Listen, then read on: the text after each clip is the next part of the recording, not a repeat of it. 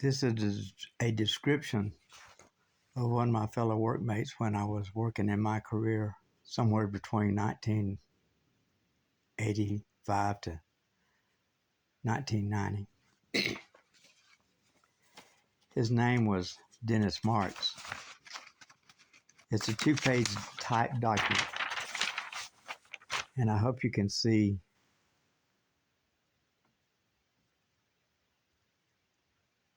there's his signature. He signed it Jonathan.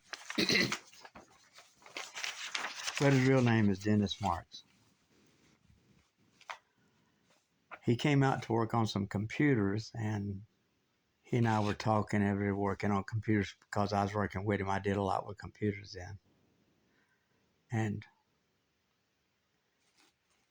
we were writing about we were talking about what we enjoyed doing in life beside our job, and he mentioned that he wrote, and I started showing him some of the poems because I was showing people around my office my poetry. And I might have had some copies of some prints of my paintings, I don't know. But we talked about writing and painting. And before he left, we had such a good time. I gave him several copies of some of my poems, and maybe I gave him some images of some of my paintings. I don't recall that.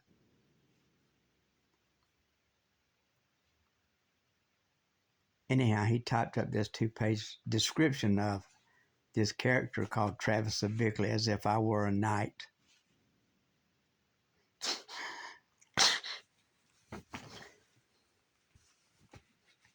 I'm sorry about that.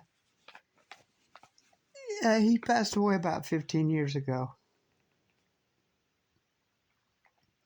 I called his wife and told his wife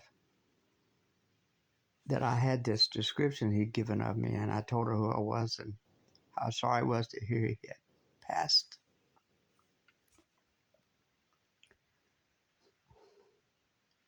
But this is such a beautiful piece of writing that someone else did, and they did it about me. And I know how you keep going on about, about who I am.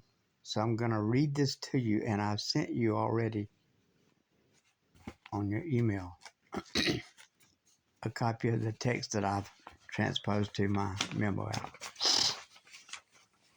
This is Dennis Marks' description of who he thought Travis of Bickley was.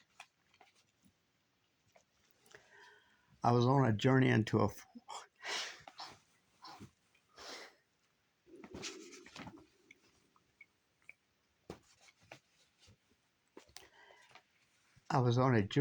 a foreign land, expecting no more than the exercise of my true employ.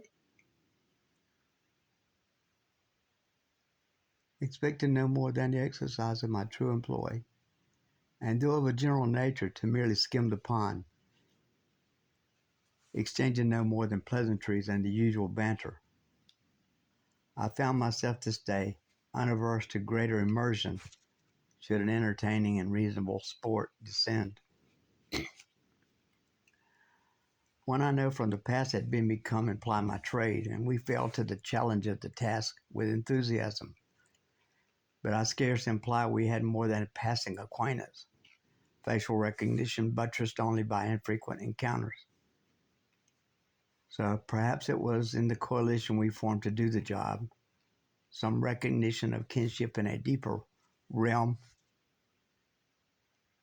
beyond, perhaps some urge occurring naturally in the man.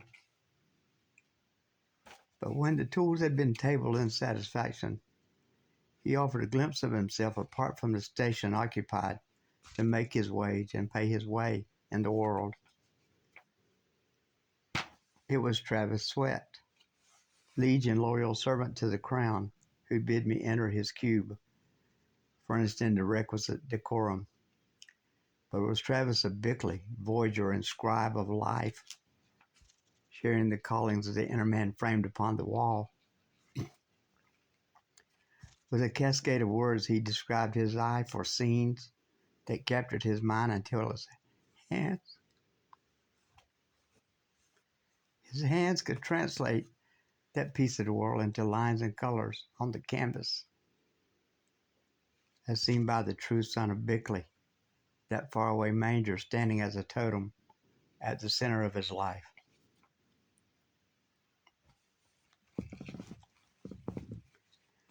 Not one to hide his light until sure of positive reception, he revealed the birth and lineage of each effort in its turn. Nor did I detect a hesitant word as he wrote his muse through a similar dissection of his literary stores. I must admit an admiration of the man as he had me take several of his written children as company for the road, given freely without conditions of approval or review, and he even bid me let him share in such as I have sired. That he's a man sharing the good and evil of this realm is itself enough to reveal the themes that glove his hands. The loss of Eden, the passing of the love of life to death, flesh of our flesh of our kind, ideas, feelings, and dreams. The struggles of faith in a God that offers forever salvation but seems distant oft times. The heart wrenched, the mind torn. Experience of the nature of self that wandered from blind absorption to numb distraction. From the urge to love and merge with all to the protective strength of the stone cold pit that stands apart. From feeling synonymous with God, then to God's most ancient rival, discovering beauty that leaps out from the most unlikely places, and the pathos that creeps among the smiles and handshakes of the day.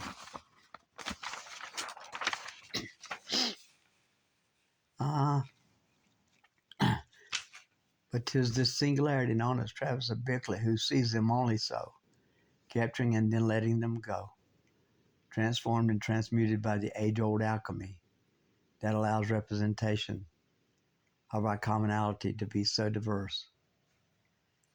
The perception of life is ever a blend of self and other, tending to sink into the safe bland bonds of the ordinary.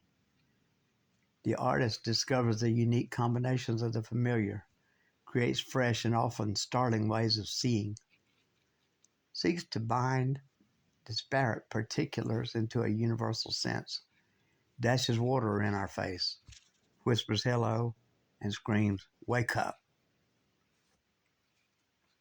I wonder if Travis of Bickley knows his ancestors held the torch when the first shaman drew ochre dreams on the walls of the cave, or that his future ends were made in the mind of God as light became, or that within the scenes he creates and shares with us, his faces and the colors,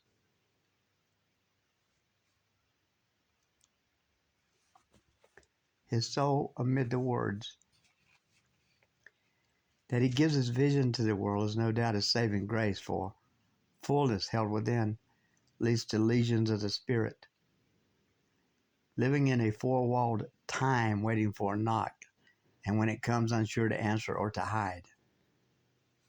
The ability to turn it around and turn it out changes the giver from a supporting player of limited means to a knight of the realm.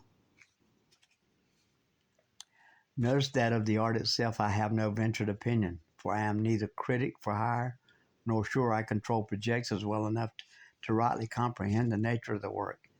In the presence of the life spark, no matter how presented, I'm off on my own roads less traveled, turning it around and turning it out, lest I be overwhelmed by the energy.